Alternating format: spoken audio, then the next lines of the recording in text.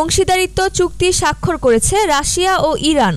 Russia এবং Iran শুক্রবার ইরানের রাষ্ট্রপতি মাসুদ পেজেশকিয়ানের মস্কো সফরের সময় একটি বিস্তৃত কৌশলগত অংশীদারিত্ব চুক্তি স্বাক্ষর করেছে, যা বিশ্বের সবচেয়ে বেশি নিষেধাজ্ঞাপ্রাপ্ত দুটি দেশের মধ্যে সম্পর্ককে শক্তিশালী করেছে।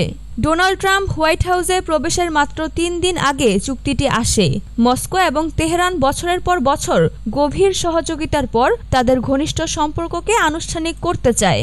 ইরান রাশিয়াকে স্ব-বিস্ফোরণকারী শাহেদ ড্রোন সরবরাহ করেছে, যা মস্কো রাতের ব্যারেজে ইউক্রেনের উপর গুলি চালায়। ইউক্রেনীয় এবং পশ্চিমা কর্মকর্তাদের মতে উভয় দেশ পশ্চিমা নিষেধাজ্ঞার মধ্যে বাণিজ্য বাড়িয়েছে।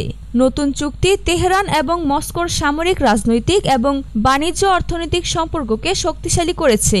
বুধবার ক্রেমলিন আরও বিশদ প্রদান না করে বলেছে, তেহরান শুক্রবারের চুক্তি সম্পর্কে সামান্য তথ্য দিয়েছে, তবে গত বছর উত্তর কোরিয়ার সাথে রাশিয়ার চুক্তিতে অন্তর্ভুক্ত একটি পারস্পরিক প্রতিরক্ষা ধারা বাতিল করেছে। রাশিয়ার রাষ্ট্রীয় মিডিয়া তেহরানের শীর্ষ কূটনীতিক আব্বাস আরাকচির বরাত দিয়ে জানিয়েছে, দুই পক্ষ বছরের পর বছর ধরে একটি নতুন চুক্তিতে কাজ করে আসছিল।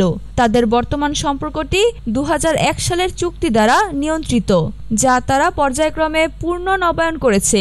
গ্লোবাল হেজিমনি রাশিয়া বলেছে যে ইরানের সাথে তার আসন্ন চুক্তি এবং পিয়ংইয়ংয়ের সাথে ইতিমধ্যে স্বাক্ষরিত চুক্তি কোনো দেশের বিরুদ্ধে পরিচালিত নয়।